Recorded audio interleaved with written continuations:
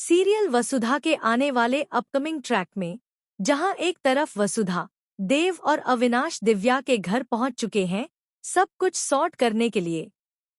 लेकिन दोस्तों, उन्हें क्या ही पता है कि सूर और चंद्रिका के बीच आखिर क्या रिश्ता था। जी हाँ दोस्तों, दोनों भाई बहन के बीच आखिर ऐसा क्या हो गया था कि दोनों एक दूसरे से इतने दूर हो गए। जहां सूर को अमीरों से इतनी नफरत है, वहीं चंद्रिका तड़प रही है यह जानने के लिए कि सूर कहाँ है, कैसा है और क्या वह उसके तोहफे खोलकर देखता भी होगा या नहीं। इसी बीच चंद्रिका को यह भी याद आ चुका है कि उसने सूर भैया से यह वादा किया था कि वह उनकी बेटी की शादी अपने एक बेटे से करवाएगी।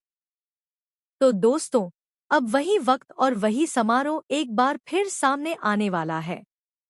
लेकिन तमाम कोशिशों के बाद भी वसुधा, देव और अविनाश का रिश्ता पक्का नहीं हो पाता। अनफॉर्चुनेटली, सूर उन्हें बाहर निकाल देता है और अविनाश का रिश्ता रिजेक्ट कर दिया जाता है। इस बात से तीनों बहुत दुखी हो जाते हैं और वापस अपने घर लौट आते हैं, जहां उन्हें करिश्मा के ताने सुनने पड़ते हैं। अविनाश एक बार फिर करिश्मा के सामने बेचारा भीगी बिल्ली बनकर खड़ा हो जाता है।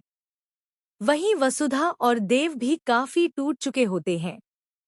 देव तो अपने मासा के चक्कर में अब हाथ खड़े कर देता है कि वह अब अविनाश का साथ नहीं दे पाएगा और कुछ भी नहीं कर सकेगा।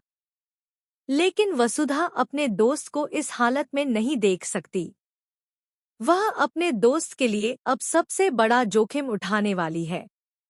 जी हाँ दोस्तों, जहां एक तरफ चंद्रिका के घर करिश्मा और अविनाश की शादी की तैयारियां जोरों पर हैं, मंडप सज चुका है और दूल्हा दुल्हन तैयार हैं, वहीं दूसरी तरफ वसुधा गांव जाती है और सूर व दिव्या को वहां से बुलाकर ले आती है, उन्हें आने के लिए मजबूर कर देती है।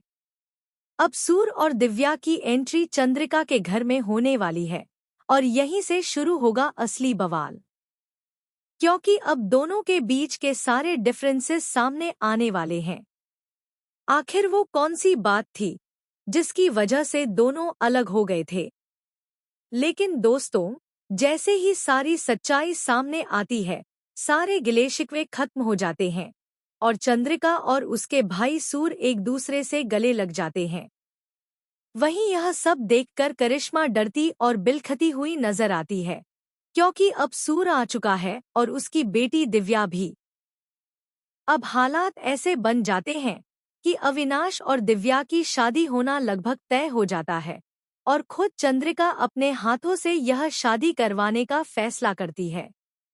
लेकिन दोस्तों, इसी के साथ एक दुखद खबर भी सामने आती है। अविनाश और दिव्या की शादी में कहीं न कहीं कोई बड़ी रुकावट आने वाली है।